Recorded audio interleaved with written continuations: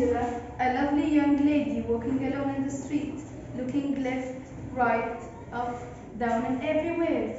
She was so bored, she doesn't know what to do as it was so early in the morning. That's nonsense at all, to wake up in the early morning because of a vision. A call seems to come from heaven ordering me to get up and wander through the streets in the early morning, even before the birds wake up. Wake up and go straight ahead to the main avenue. Oh dear God, there must be a reason for this. What shall I do now? Angela is still wandering in the street. She found nowhere to go, neither a cafe or a restaurant to sit at. She reached the main avenue. To her surprise, she found a crowd before the court of bail.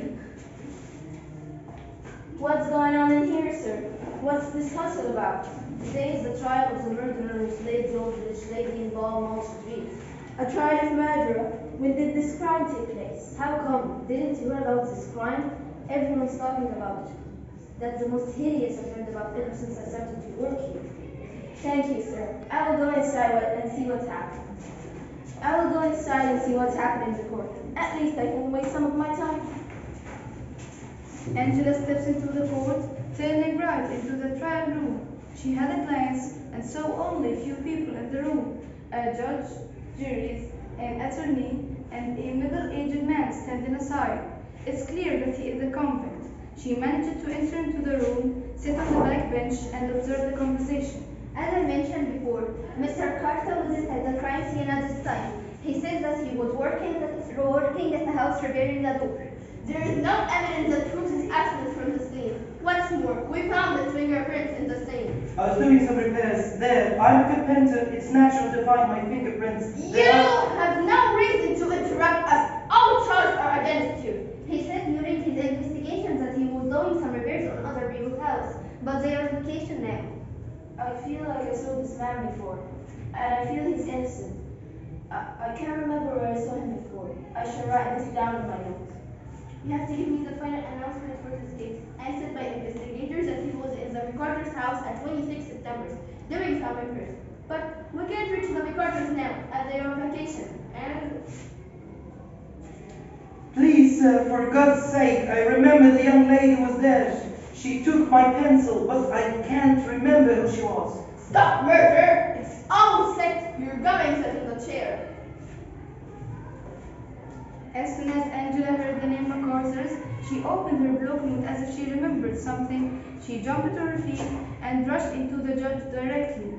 Excuse me, I have something to say. How will you speak here? And how did you enter? I know I mustn't do this, but this is a matter of life or death. So please, let me say what I'm going to say, then you can do whatever you want with me. What do you want to say? I know this man is not guilty. You said that he was at the McCarters' house at September 26th, and it was the same time of the crime. Am I right? Sure, but we have no evidence. I have the evidence. I was at the McCarters' house that day, studying with my friend, Helen McCarthy. I wanted to write something down on my notes, but I had no pencil. So I borrowed Mr. Smith's pencil, and I didn't give it back to him. See? Here's the notes in the pencil. Now, I suppose that everything is clear before your hands. I'm looking forward for your justice and mercy. I will have to dismiss the court, giving the juries an opportunity to discuss. There's no need for discussion. Everything is clear as the morning sun. All the evidence leads to innocence is not guilty. According to the evidence and what I heard from the juries, I announce that Mr. Carter Smith is innocent and all charges are dropped. Dismiss the court. Heavens have answered my prayers and sent you here to prove my innocence. You're a real angel, dear angel. Everything happens for a reason. God has his own ways and does nothing in vain. Don't trust the judgment until you know all the sides of the case.